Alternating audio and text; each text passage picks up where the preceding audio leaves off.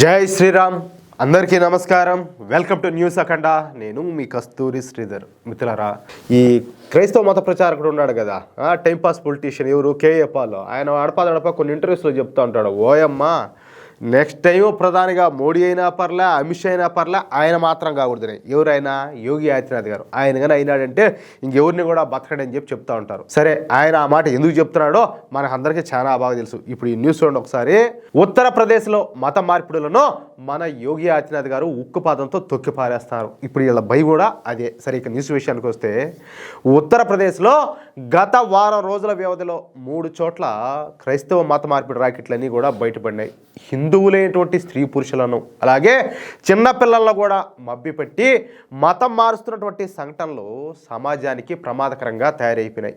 ఈ కేసులకు సంబంధించి కొంతమందిని అరెస్టులు కూడా చేశారు. మత ప్రచారం చేస్తారా, మత మార్పిడి చేస్తారా, దానికంటే అడుక్కోకపోయినా అయినా అంతేలే, దానికి దీనికి పెద్ద తేడా ఏం లేదులే. అమాయకులైనటువంటి హిందువులను ఏదో విధంగా ప్రలోభపెట్టి మతం మార్చేటటువంటి సాఫ్ట్ కన్వర్షన్ ప్రక్రియ చాలా పాతదనమాట. దక్షిణ భారతదేశంలో క్రైస్తవ మిషనరీలు హిందువులను మతం మార్చే ప్రక్రియ 18వ శతాబ్దం నుంచే కొనసాగుతుంది. మన సౌత్ ఇండియాలో. ఇక సేవ, మానవత్వం, మట్టిగడ్డ అంట మదర్ తెరీసా 19వ శతాబ్దంలో చేసినటువంటి మత మార్పిళ్ళ గురించి మీకు కూడా తెలిసే ఉంటుంది. సేవ ముసుగులో మత మార్పిళ్ళు చేసే ఆమెమో మదర్ తెరీసా అయిపోయింది. ఆయన ఏమో జాతిపిత అయిపోయినాడు. ఏ దౌర్భాగ్యమో చూడండి. దానికి వాళ్ళు అనుసరించేటటువంటి వ్యూహాలు ఆందోళనకరంగా ఉన్నాయి. ఈ మత మార్పిడి వ్యూహాల్లో ప్రధానమైనది వచ్చేసి రైస్ బ్యాక్ టాక్టిక్. అంటే మతం మారితే సరుకులు ఇస్తాం, డబ్బులు ఇస్తామంటూ పేద హిందువుల్లో ప్రలోభ పెట్టేటటువంటి పద్ధతి చాలా కాలం నుంచి అమల్లో ఉండాలి. అంటే ఇప్పుడంటే అంత మరీ పేదరికం ఏడాలేదులే. గతంలో ఏంటంటే మన దేశానికి స్వాతంత్రం వచ్చిన సమయంలోనూ ఈ కాంగ్రెస్ పార్టీ కేంద్రంలో ఉన్నప్పుడు పేదరికం అనేది అతి దారుణంగా ఉన్నది. కాబట్టి ఏంటంటే చాలామందికి పనులే. కాబట్టి ఏంటంటే కనీసం ఇంట్లో ఉండేవాళ్ళు ఏదో కనీసం గంజినీళ్ళు అన్న తాగాలంటే ఇక ఏదో ఒకటి బియ్యమో పాడో ఏదో ఒకటి కావాలా. దానివల్ల ఏంటంటే వాళ్ళ పేదరికాన్ని అలుసుగా తీసుకునేది, ఏదో ఒక విధంగా వాళ్ళ వల్ల వేసుకునేది, మతం మార్చేది ఈ విధంగా. అలాగే మిషనరీలకు చెందిన వాళ్ళు సాధారణంగా క్రైస్తవ సాహిత్యాన్ని ఉచితంగా పంపిణీ చేస్తూ ఉంటారు. అంటే ఈ బైబిళ్ళు ఇవన్నీ ఉంటాయి కదా, అవన్నీ కూడా ఉచితంగా ఇదంతా కూడా పంపిణీ చేస్తూ ఉంటారు. వాళ్ళకు చదువు వచ్చినా రాకపోయినా ఏవైనా సరే ఆ నల్లట్ల పుస్తకం ఒకటి ఉంటుంది, దాన్ని బాగా మడతేసేది సంకలో పెట్టుకొని అమ్ముతూ ఉంటారు. చదువు రాకపోయినా ఏమిలే, గాడికి పోయేది దాని మీద గుర్తు వాళ్ళు ఏదో చెప్తూ ఉంటారు, దాన్ని ఓపెన్ చేసుకొని వీళ్ళు ఏదో పెద్ద పండితుల మాదిరి వాళ్ళు ఏడుస్తూ ఉంటే వీళ్ళు ఏడుస్తూ ఉంటారు. అట్టా తద్వారా ఏంటంటే అమాయకుల మనసుల్లో క్రైస్తవ మతమే గొప్పది అనేటటువంటి విశ్వాసాన్ని కలగజేసి వాళ్లను మతం మారేలా ప్రలోభ పెడతారు. ఇక చాలామంది మిషనరీలు సాధారణంగా ఈ స్వర్గం అలాగే నరకం గురించి ఊదరగొడతా ఉంటారు. నువ్వు మతం మారినావా నువ్వు స్వర్గానికి పోతావు, లేదంటే నువ్వు నరకానికే పోతావు. ఏ మతాలు రా స్వామి మీయే? అంటే మీ దేవుణ్ణి నమ్మితేనే స్వర్గానికి పోతారా, లేకపోతే నరకానికి పోతారా? ఇప్పుడు కొంతమంది ఉన్నారు, ఏది ఈ మతం మారిన వాళ్ళే ఉన్నారు అనుకుందాం. వాళ్ళు నిద్రలేస్తే పాపాలే చేస్తారు, దొంగతనాలు, దోపిడీలు, హత్యలు, అత్యాచారాలు చేస్తూ ఉంటారు. అది చేసినా కూడా వాళ్ళు స్వర్గానికి పోతారా? సరే, సపోజ్ మనమే ఉన్నాము, మనకు పాపం అంటే ఏంటో తెలియదు, మనం ఒకరికి అన్యాయం చేయము, ఈ హత్యలు అత్యాచారాలు ఏవి కూడా తెలియదు, మనకు వీలైతే ఒకరికి సాయం చేయడమే తప్ప ఒకరికి ద్రోహం చేసేది చెడ్డ చేసేది అనేది ఉండదు. అలాంటప్పుడు మనం వాడికి పోతాం, నరకానికి పోతామా? ఒరి అమ్మ కాదురా స్వామి, మనిషి చేసేటటువంటి పాప పుణ్యాలను బేరీ చేసి స్వర్గానికి పోతాడా నరకానికి పోతాడా అనేది డిసైడ్ చేయాలి. కానీ మతం మారితే మా దేవుడిని నమ్ముకుంటే నువ్వు స్వర్గానికి పోతావు లేకపోతే నరకానికి పోతావు అంటే అది ఎట్టవుతుంది అంటాలే? అంతేనా కాదా? ఇకపోతే క్రైస్తవుడు కాని వారికి స్వర్గంలో చోటు ఉండదని, వాళ్ళు నరకంలో కఠోరమైనటువంటి శిక్షలు అనుభవిస్తారని చెప్పేసి భయపెడతారు. వీళ్ళది ఒక రకం, ఇంకోళ్ళు ఉన్నారు కదా ముస్లింలు, వాళ్ళది ఇంకొక రకం అనమాట.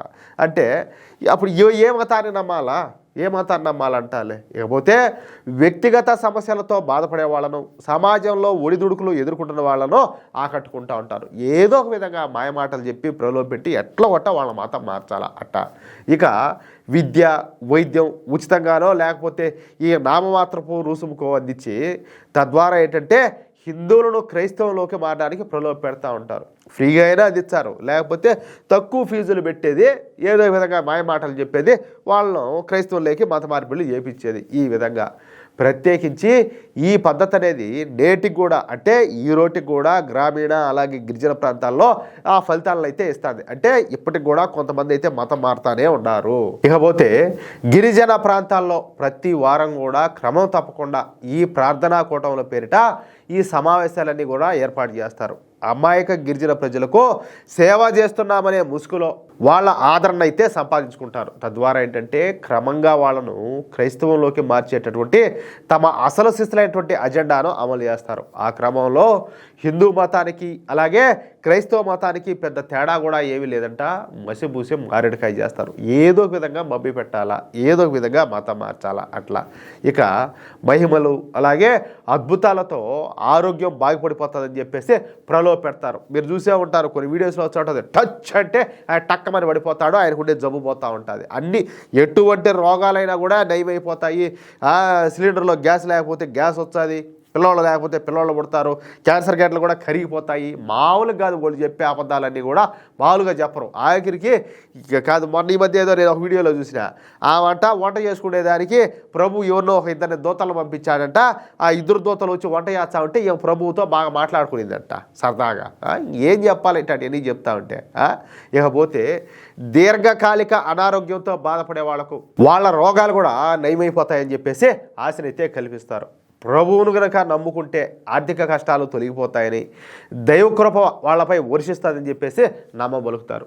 సరైనటువంటి వైద్య సహాయం అందిన ప్రజలను ఇటువంటి హామీలతో ఆకట్టుకుంటూ ఉంటారు. మీరు కూడా ఈ సోషల్ మీడియాలో ఇలాంటివన్నీ కూడా చూసే ఉంటారు. ఇలాంటి వాటిని నమ్మి కొంతమంది ప్రాణాలు పోగొట్టుకున్నటువంటి సంఘటనలు కూడా చాలానే ఉన్నాయి. ఇకపోతే కొంతమంది అయితే ఈ ఆర్థిక సహకారంతో ప్రలోభ పెడతా ఉంటారనమాట. సపోజ్ వచ్చేసి అదో ఒక మనిషికి బాగా ఇబ్బందిగా ఉన్నది, డబ్బులతో కనీసం కుటుంబం గడవడం కూడా కొంచెం కష్టంగా ఉండాలి, లేకపోతే ఆర్థిక సమస్యలతోనో అప్పుల బాధతోనో ఏదో ఇబ్బంది పడుతూ ఉంటాడు.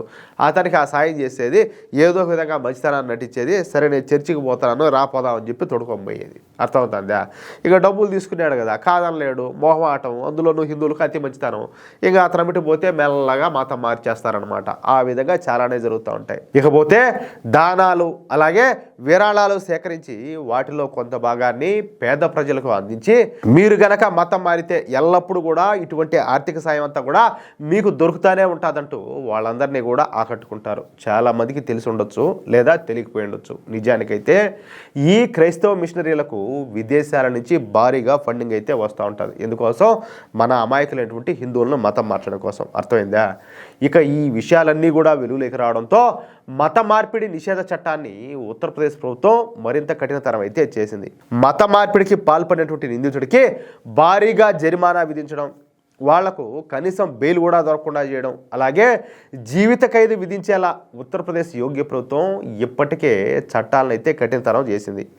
ఈ చట్టం ప్రకారం ఇప్పటి వరకు బాధిత కుటుంబం చేసినటువంటి ఫిర్యాదు మేరకు ఈ మత మార్పిడి నిరోధక చట్టాన్ని అయితే పోలీసులు ప్రయోగిస్తున్నారు. కానీ ఇక నుంచి మత మార్పిడికి సంబంధించి ఎవరైనా సరే పోలీసులకు అయితే ఫిర్యాదు చేయొచ్చు. ఎవరైనా సరే, ఆ పక్కింటోళ్ళు ఎదురింటోళ్ళు ఎవరైనా కూడా చూసేవాళ్ళు ఎవరైనా కూడా ఫిర్యాదు అయితే చేయొచ్చు. మత మార్పిడి చేసే క్రమంలో తీవ్రమైనటువంటి బెదిరింపులకు పాల్పడేటువంటి సందర్భంలో ఆ నిందితుడికి యావజ్జీవం కూడా విధించే అవకాశం కూడా ఉండదు. ఇక వీటితో సరిపెట్టనటువంటి యోగి ఆదిత్యనాథ్ గారు ఇప్పుడు సరికొత్త ఆలోచనతో ముందుకు వచ్చారు. అదే ఆర్టిఫిషియల్ ఇంటెలిజెన్స్ను ఉపయోగించి మత మార్పిడులను అరికట్టడం.